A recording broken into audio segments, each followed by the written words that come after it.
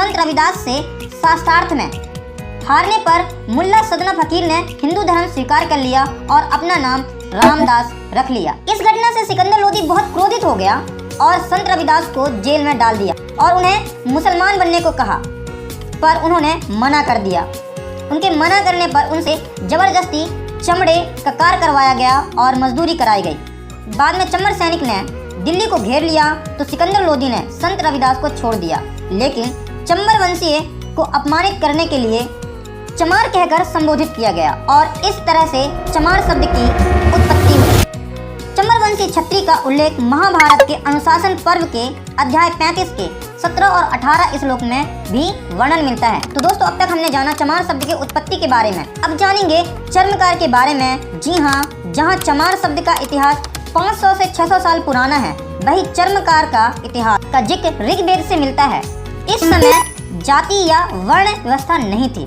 Doctor सीतम अपने एक interview में बताते हैं कि ऋग्वेद में सुधन्वा नामक एक व्यक्ति था जिसके 3 पुत्र थे जो अलग अलग कार्य में कुशल थे। ये तीनों पुत्र थे बिंबा, बाज और रिभूषा।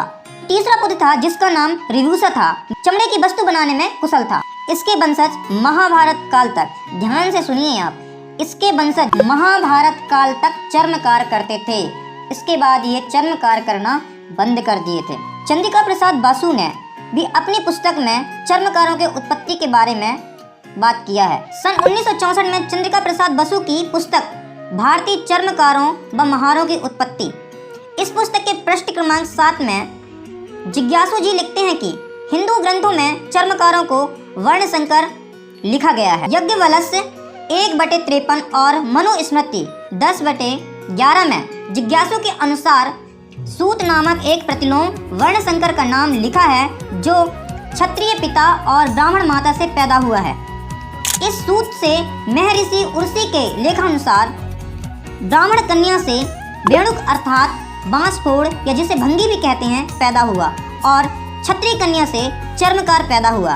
इस प्रकार वेणु और चर्मकार का पिता एक सूत अर्थात वर्ण संकर है, लेकिन माता अलग अलग हैं। अगर वर्ण संकर का अर्थात होता है 2 अलग अलग जाति से मिलकर पैदा हुआ पुरुष, यानी कि माता अलग जाति से और पुरुष तो पिता अलग जाति से। दोस्तों, अब हम चम्मर वंश के इतिहास के बारे में बात कर लेते हैं। चम्मर वंश का इतिहास सिंधु घाटी सभ्यता से मिलता है। जब आर्यों का आक्रमण सिंधु घाटी में हुआ, उस समय भी इन लोगों को चम्मर वंशी कहने के पीछे डॉक्टर सीतम बताते हैं कि ये लोग चर्म और चमड़ी नामक पशु को पालते थे और इसी पशु पर निर्भर रहते थे। यह पशु तराई के क्षेत्र में, बर्फीले क्षेत्र में पाया जाता है, जो देखने में किसी नाटे बैल की तरह दिखता है। इसके शरीर में बहुत लंबे लंबे बाल होते हैं। जिस तरह से मौर्य वंश का प्रतीक चिन्ह मोर था, उसी प्रकार चमर वंशियों के प्रतीक चिन्ह चमर पशु था जो गाय की तरह ही दिखता था। चमर वंश का वर्णन वाल्मीकि रामायण के अयोध्या कांड के सर्ग 109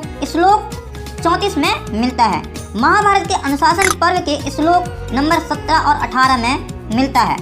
चमर वंश के राज्यों के बारे में बात कर लेते हैं। 1731 ईस्वी में महाराज मायाराम चित्तौड़ के शासक थे जो चमर वंशीय क्षत्रिय थे, जिनका संबंध बप्पा रावल के साथ था। जवाहर संस्थान पुणे जो महाराष्ट्र में स्थित है, राजा श्रीमंत मुखर्जी ये भी एक चमर वंशीय क्षत्रिय थे। मध्य प्रदेश के होशंगाबाद जिले के इटारसी तहसील में तावा नदी के किनारे राजा मथुरे का किला आज भी मौजूद है, जो कि एक चमर वंशीय राजा थे।